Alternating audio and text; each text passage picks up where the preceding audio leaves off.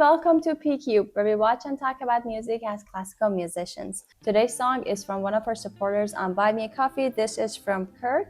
Thank you for your song suggestion and for your support. This is Steve Vai. I actually had to check the pronunciation for this one. This is For the Love of God. This version is the one that he plays with the orchestra, the Holland Metropole Orchestra in 2005. I know there is a version with the band, but that's what he sent us, and I think the reason being the orchestra. So I'm very excited to actually watch it. I have a feeling it's instrumental because I think he's a very good guitar player, but we'll see. So I'm very excited. Either way, it's gonna be fine, and it's gonna be very enjoyable to listen to, I'm sure. But I would be a little more excited if it's just instrumental. So we'll see. We'll see how it goes. We have done some instrumentals on this channel. I can actually put the link for the ones that we did. I love it when instrumental, like the songs that we listen to, it sometimes come from, like, for example, the rock bands, the progressive rocks, or the genres that you wouldn't maybe expect that much to have like only instrumental songs or tracks, and then when you come across them, you're like, oh my god, these are so good. And people actually connect to those as much, like as we saw, for example, in Rush, if you remember, the audience were so like captivated by it.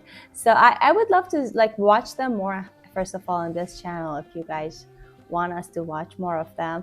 But also I feel like there's always a layer of adventure with that, because then the words that kind of are the obvious meaning of the songs are gone, and then you have to kind of interpret and figure it out for yourself what they mean, like what this instrument means. And that's what we do in classical music a lot.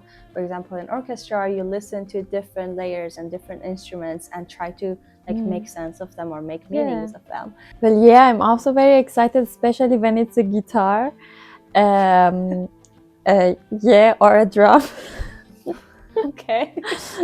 Yeah, but I think I said that before, that I rather, when it's not classical music, but with classical music, I rather it to be just instrumental and not like opera or something else.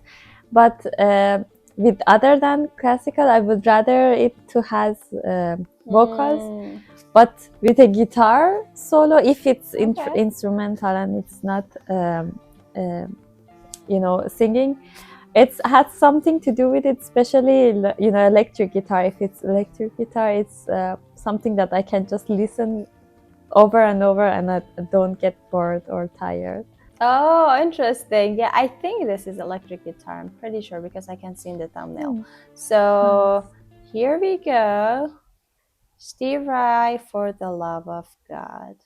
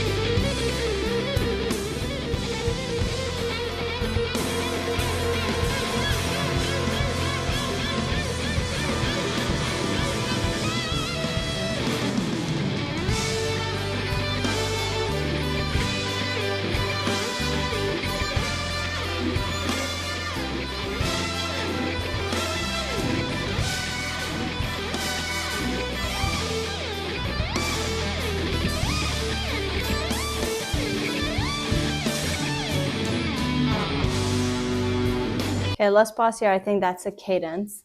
I thought that Tutti is gonna come back the orchestra part and he's gonna take a break, but I don't think that's gonna happen. So in order to like not get a copyright, we need to pause a little bit. Well, this performance proved me once again why I don't need a singer when when there is a guitar, electric guitar, because for me the most similar sound, electric guitar has the most similar sound and like feeling of, or like capability, I don't know, like capacity of Yeah. the human voice. Like it, Mm. if the human voice is so special because it can say some texts and some words, or like be a little raspy or angry or soft, or it can cry, it can, everything. The electric guitar has everything. It can shout, it's like, for me it's like speaking words, or like Mm. every kind of thing that you want to do with your voice, electric guitar can do it. And it's so crazy. And some of the places I was thinking that because in every instrument there is something that you can do it very easy, like some techniques that you can do it to just show off and impress the audience that they don't know how is this technique, like in violin, for example, the sautier or something like that, or the glissando, that people will always be like, oh, they'll be so impressed, it's so easy.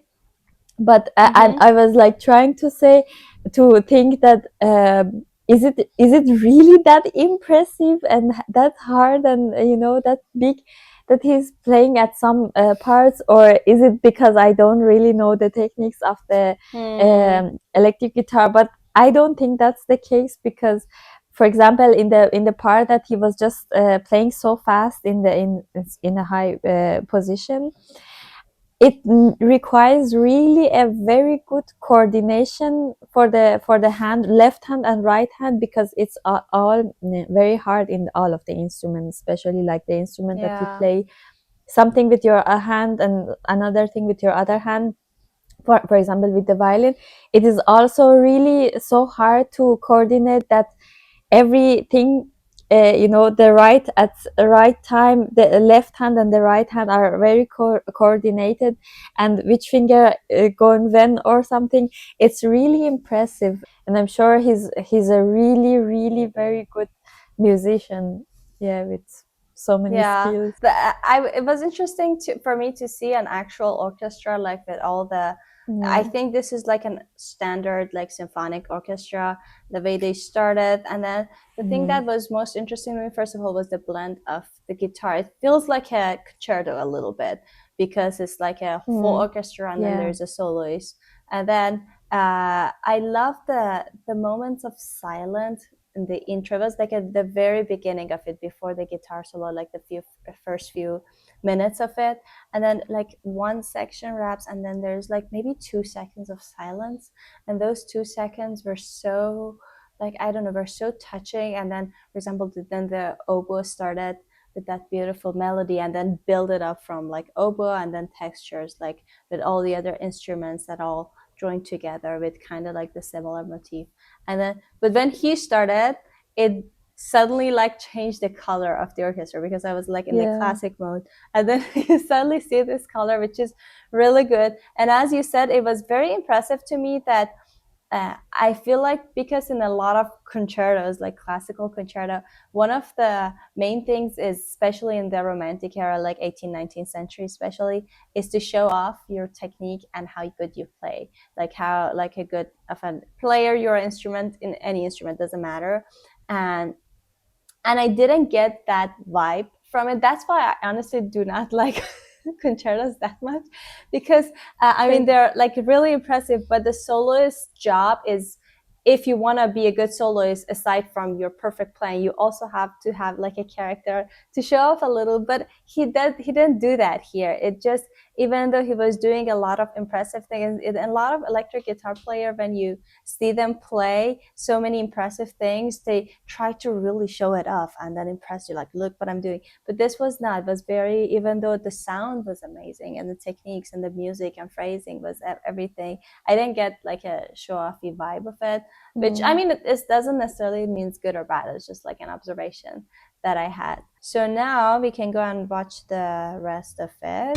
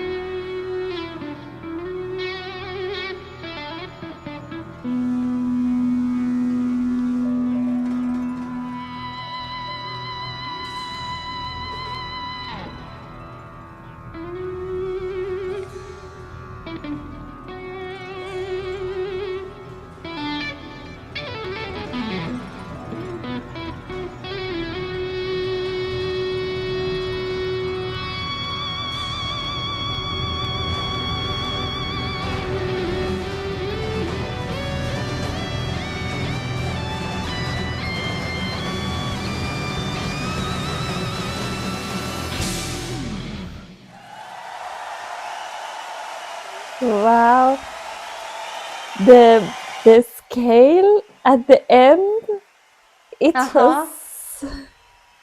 I was like, okay, yeah, it's a scale, and it goes, and then suddenly a unusual note, and then another, and I was like, oh my god, that's so interesting, and it's so new for my minor major ear. Scale here was so unusual and very exciting.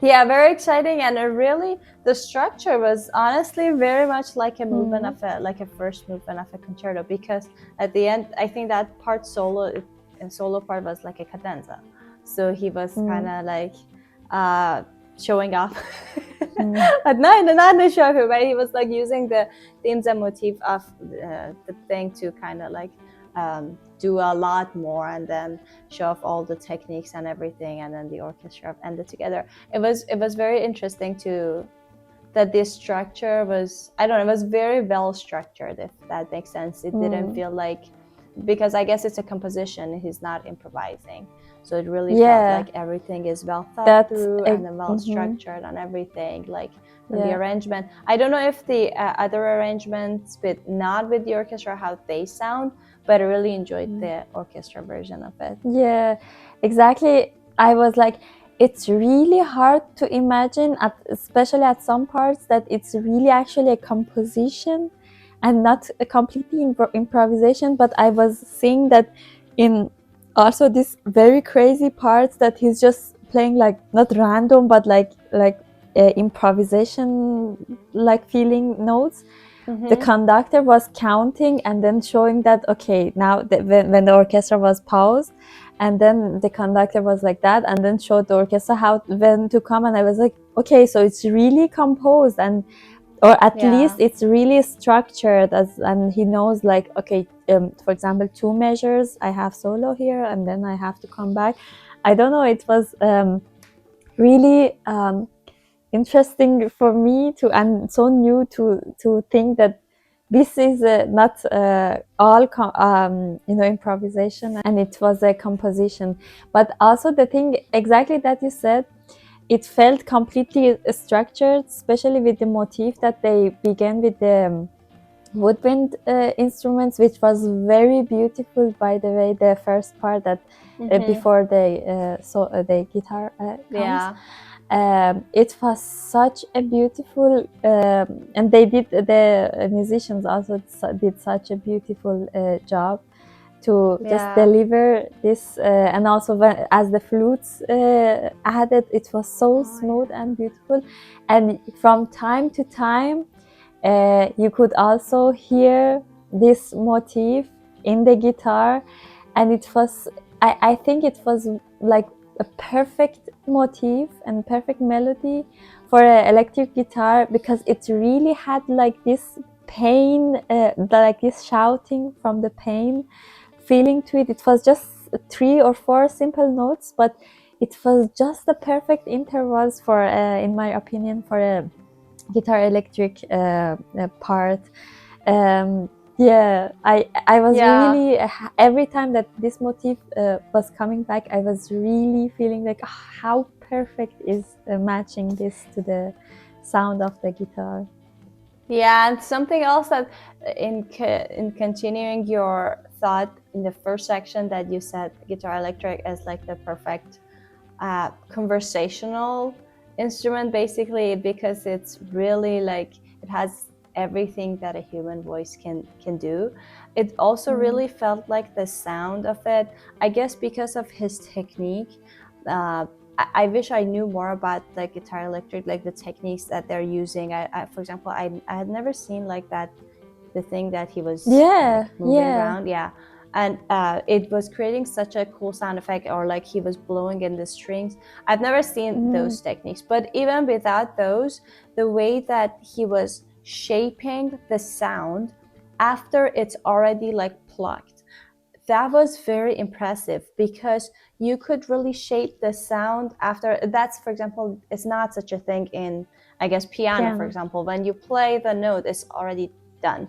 But the way that he would decay the phrases or notes, it was not just, first of all, it was so many different ways, like it was very creative, but then also each of them had a different character. Sometimes you could see that the sound or that note is like growing bigger and like expanding a little. Sometimes it's like a little like a different, like the vibrato is different. There's so many ways. That's why I feel like I wish I knew more about how to do it, and also how to like describe it a little better to really. But to me, it was so amazing to create all these characters, and it really felt like the sound of it is like 3-dimensional, or even more. Like it felt like it's like round, the sound that is coming from that instrument. It's like very versatile and very, very round. It doesn't just like, okay, sound is up and that's it. the way that he would like shape the Yeah. sound even after it's produced. That was very impressive. I had Yeah. never seen such thing in any of the other guitar players that I listened to, but maybe I know, yeah, that's, I think I should go learn a little bit about I don't know if you can learn a little bit about the techniques without actually playing it and you can really analyze. I don't know, but I'm interested to see it because I think it's such an instrument that is kind of like endless. It started as something and then they're just expanding all these techniques that the possibilities that you can create sounds on it, and it's like, I don't know, very impressive. Yeah, I mean, with this kind of a little like newer compared to some of the like violin, piano, or this kind of newer instrument is so interesting to see how creative people can be with these instruments, because with the like older instruments we